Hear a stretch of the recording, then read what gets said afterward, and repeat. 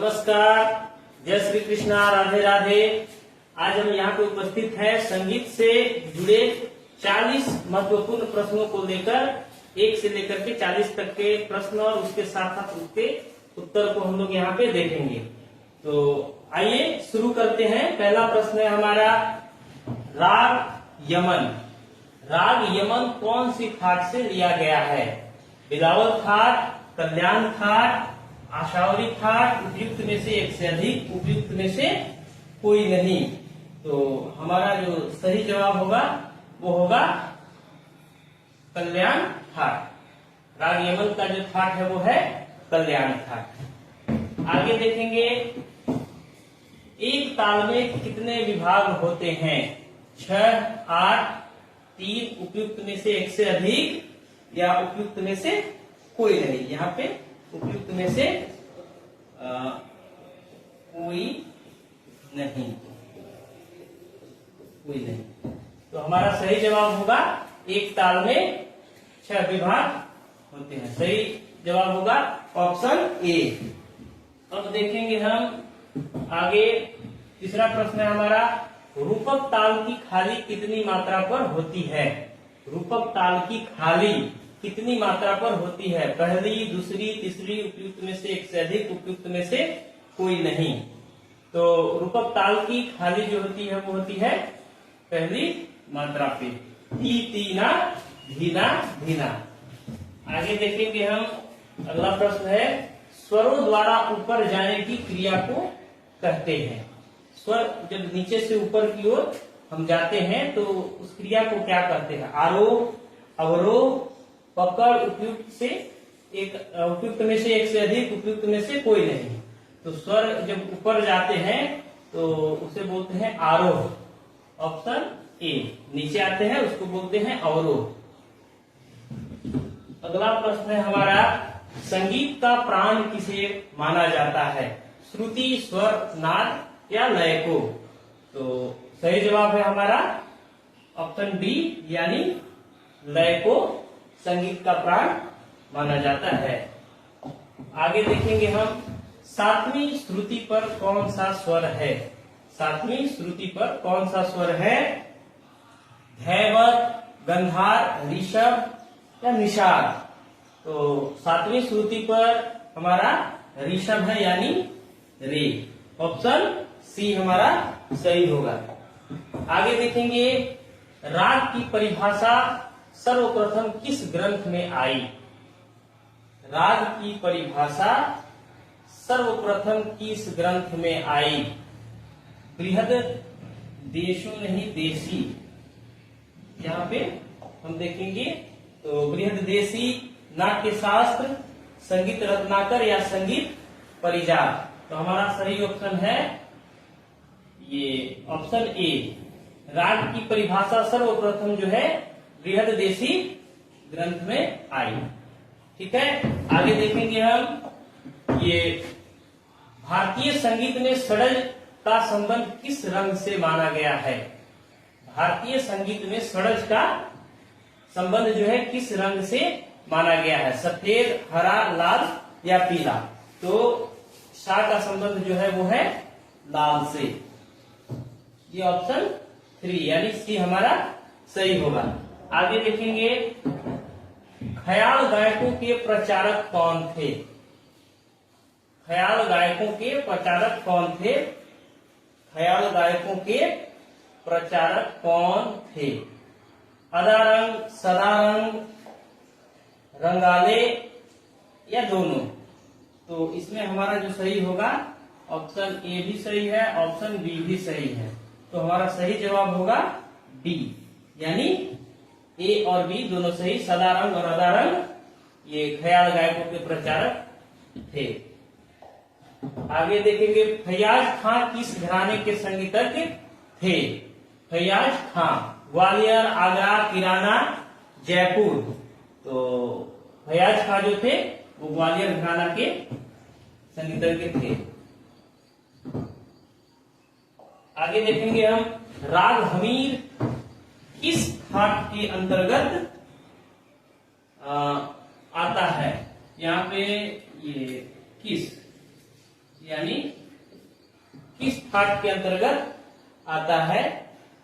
हमारा राग हमीर किस थाट के अंतर्गत आता है? बिलावन, कल्याण, ठीक है, काफी। तो ये यहाँ पे हमारा इसको स्वभाज हो गया है, ठीक है। यहाँ पे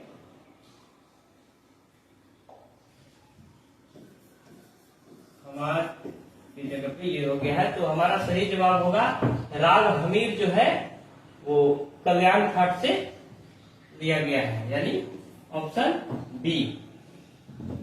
आगे देखेंगे, संगीत किसे कहते हैं? संगीत किसे कहते हैं? गायन को, नृत्य को, वादन को या तीनों के मिश्रण को? तो यहाँ पे संगीत में संगीत किसे कहते हैं? तो संगीत में जैसा कि जानते हैं गायन, वादन और नृत्य तीनों का समावेश होता है, तो यानी ये हमारा ऑप्शन डी सही हो जाएगा, क्योंकि संगीत में गायन भी, नृत्य भी, वादन भी, तो हमारा सही जो होगा ऑप्शन डी, तीनों के मिश्रण को संगीत कहते हैं। शब्द और स्वर दोनों की उत्पत्ति किससे मानी गई है? शब्द और स्वर की दोनों की उत्पत्ति किससे मानी गई है? शब्द और स्वर दोनों की उत्पत्ति किससे मानी गई है? तो ओम, यानी ऑप्शन सी हमारा सही होगा। आगे देखेंगे, साम में मुख्य गायक को क्या कहा जाता है? जो हमारा साम गायन होता है उसमें जो मुख्य गायक होते हैं उन्हें क्या कहते हैं? प्रतिहता, प्रस्तोता, उद्गाता या ये सभी? तो सही जवाब है हमारा उद्गाता, यानी साम में जो मुख्य गायक होते हैं उन्हें उद्गाता के नाम से जानते हैं। आगे देखेंगे, पाश्चात्य संगीत में श्रुति को क्या कहते हैं? पाश्चात्य संगीत में श्रुति को क्या कहा जाता है? लिटिल टोन, माइक्रोटोन, स्केल या टोन? तो ये जो यहाँ पे सही है हमारा माइक्रोटोन, श्रुति को माइक्रोटोन के नाम से हम पाश्चात्य संगीत में जानते हैं। आगे देखेंगे, कर्नाटक संगीत में गावली हिंदुस्तानी संगीत के किस विभाग से संबंधित है? ठीक है, कर्नाटकी संगीत में गावली हिंदुस्तानी संगीत के किस विधा से संबंधित है? धमार, ठुमरी, टप्पा या ध्रुपद? तो यहाँ पे ऑप्शन हमारा ये डी सही हो जाएगा, ठीक है। आगे देखेंगे, निम्नलिखित में से कौन सा राग दक्षिण पद्धति का है? जैसा कि देखते हैं उत्तरी हिंदुस्तानी पद्धति का और दक्षिणी पद्धति का राग होते हैं, तो ये जो है यहाँ पे देखना है कि ये दक्षिणी पद्धति का राग कौन सा है? रामकली, किरवानी, मालकोस, मोहनम? तो हमारा यहाँ पे सही जवाब जो होगा इस प्रश्न के लिए वो होगा मोहनम। मोहनम जो है ये मोहनम, ये दक्षिणी पद्धति का राग है। आगे देखेंगे, गाने की क्रिया को क्या कहते हैं? जो गाने की क्रिया होती है उसे हम क्या कहते हैं? वर्ण, अलंकार, गायन या आलाप? तो गाने की क्रिया को गायन कहते हैं, तो ये ऑप्शन सी हमारा सही होगा। आगे हम देखेंगे कि राग भूपाली का वादी स्वर कौन सा है? रे, ग, प या ध? तो यहाँ पे सही होगा राग भूपाली का वादी स्वर ग, ऑप्शन बी सही होगा। अब आगे देखेंगे, संगीत में कितने शुद्ध स्वर होते हैं? संगीत में कितने शुद्ध स्वर होते हैं? तो संगीत में कितने शुद्ध स्वर है? 7, 10, 8, 15। तो शुद्ध स्वरों की संख्या कितनी है? तो 7। हम आगे देखेंगे, थाट कल्याण से उत्पन्न राग है। थाट कल्याण से उत्पन्न राग कौन सा है? बागेश्वरी, भैरव, केदार? उपयुक्त में से एक से अधिक, उपयुक्त में से कोई नहीं। तो याद जिस तरह से बताया है एक बार और इस प्रश्न को कि थाट कल्याण से उत्पन्न राग, कल्याण यानी केदार, तो ऑप्शन सी हमारा सही होगा। आगे देखेंगे, वीणा का प्रकार है नकुली, महावज्र, उर्दोड या काहला? तो जो वीणा का एक प्रकार है नकुली वीणा, यानी नकुली, ये ऑप्शन ए। आगे देखेंगे सरोद किससे बजाया जाता है। सरोद किससे बजाया जाता है। ऑप्शन ए गज, बी हिजराव, ये मिजराव यहाँ पे होगा, ये हिजराव की जगह पे। तो जवाब लोहे की तार, तो जिससे सरोद बजाते हैं वो है ऑप्शन सी यानी जवाब। अगला प्रश्न है कि हार्मोनी का अर्थ क्या है। क्रमिक स्वरों का वादन, संवाद स्वरों का वादन, ऑर्केस्ट्रा, लयकारों। तो यहाँ पे क्रमिक स्वरों का वादन हमारा हार्मोनी है, ऑप्शन ए। अगला प्रश्न, जब कोई स्वर एक सेमीटोन नीचे हो तो उसे क्या कहेंगे। फ्लैट, चिन्ह, शार्प या टाई। एक फ्लैट नीचे जो हो उसे हम फ्लैट कहेंगे, ठीक है। आगे देखेंगे स्त्रियों की गायन सीमा कौन सी है। बास, ऑल्टो, टेनर या बेरीटोन। तो सही जवाब हमारा ऑल्टो, बी। आगे देखेंगे 7 स्वरों के समूह को क्या कहते हैं। सप्तक, अष्टक, मूर्छना, जाति। तो ऑप्शन ए सही होगा, यानी 7 स्वरों के समूह को हम लोग ये सप्तक कहेंगे, सप्तक। आगे देखेंगे पंडित भातखंडे को किस उपनाम से जाना जाता है। पंडित भातखंडे को किस उपनाम से जाना जाता है। सुरंग, भंगरंग, चतुर पंडित या सदारंग। तो हमारा जो सही जवाब होगा पंडित भातखंडे जी को किस उपनाम से जानते हैं। तो चतुर पंडित, चतुर पंडित जी के नाम से हम भातखंडे जी को जानते हैं। अगला प्रश्न है कि मूर्छनाएं कितनी प्रकार की मानी गई है। मूर्छना जो है कितनी प्रकार की मानी गई है। ए 3, 6, 5, 4। तो मूर्छनाओं के जो प्रकार है वो है 4, यानी ऑप्शन बी हमारा सही होगा। आगे देखेंगे 10वीं राग वर्गीकरण का उल्लेख मिलता है, यानी इन सभी में से 10वीं राग वर्गीकरण का उल्लेख किस ग्रंथ से मिलता है। नाट्यशास्त्र, बृहदेशी, संगीत मकरंद, संगीत रत्नाकर। तो संगीत रत्नाकर में मिलता है 10वीं राग वर्गीकरण का उल्लेख, तो सही ऑप्शन है डी। अगला प्रश्न है हमारा नाद मुख्य रूप से कितने प्रकार के माने जाते हैं। नाद का प्रकार मतलब कितना होता है। 1, 2, 3, 4। तो नाद के जो प्रकार है वो है 2, आहत और अनाहत नाद, यानी हमारा सही जवाब होगा नाद के कितने प्रकार हैं।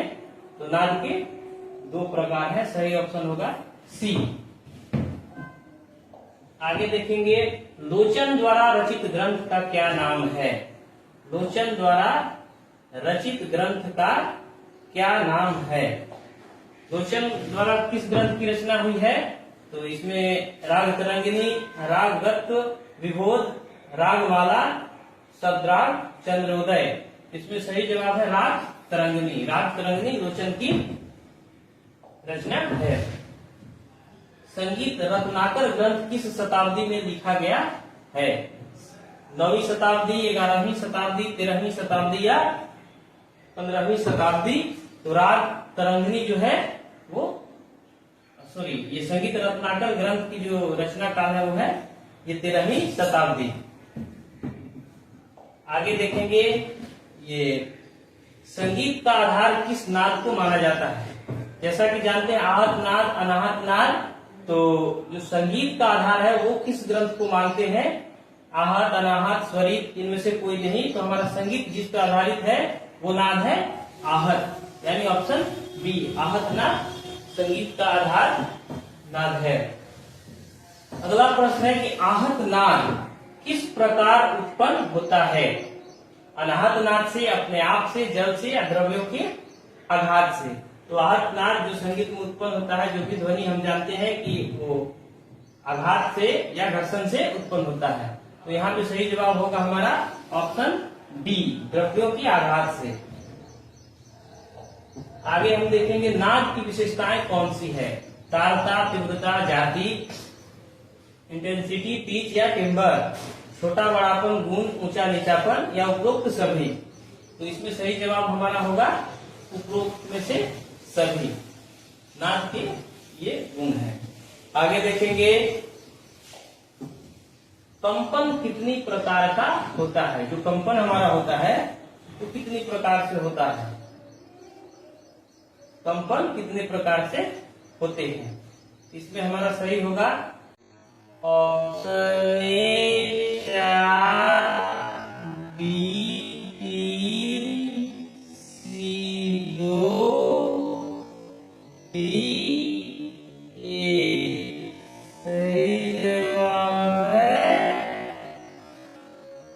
ये सी।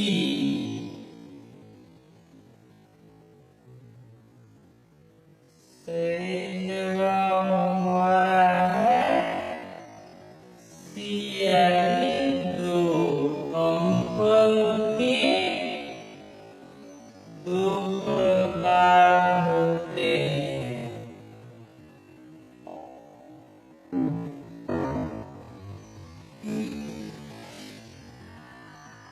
नियमित तथा अनियमित ये किसके प्रकार हैं?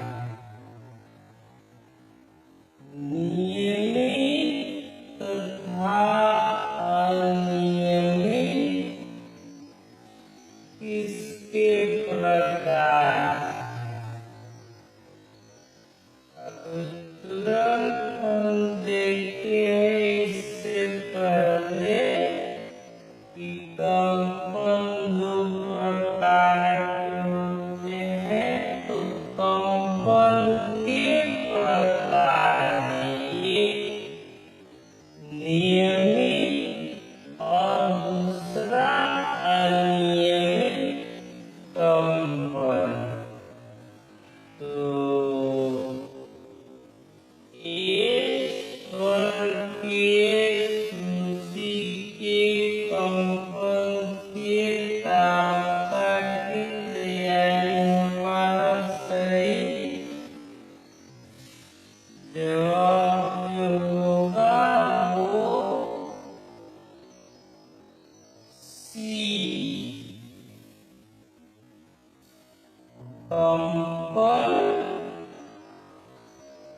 कंपन के प्रकार हैं नियमित तथा अनियमित।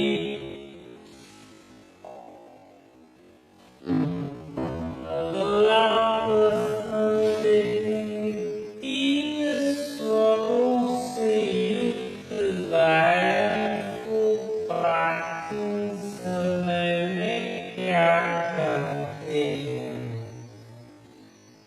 प्राचीन समय में 1 स्वर, 2 स्वर, 3 स्वर से गायन युक्त होता था।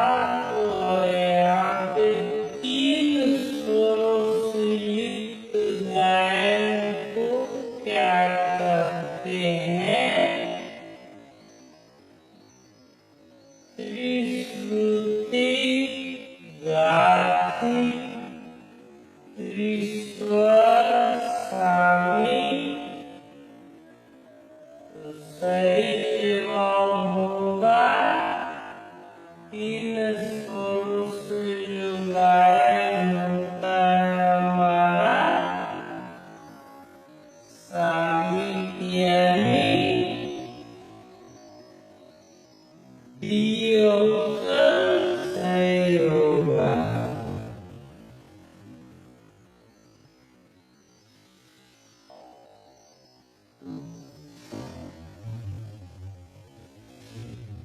आखिरी प्रश्न हमारा प्राचीन काल में 1 स्वर से गायन को क्या कहते थे? अभी देखिए 3 स्वरों से गायन को सामिक कहते हैं और 1 स्वर से जो हमारा गायन होता है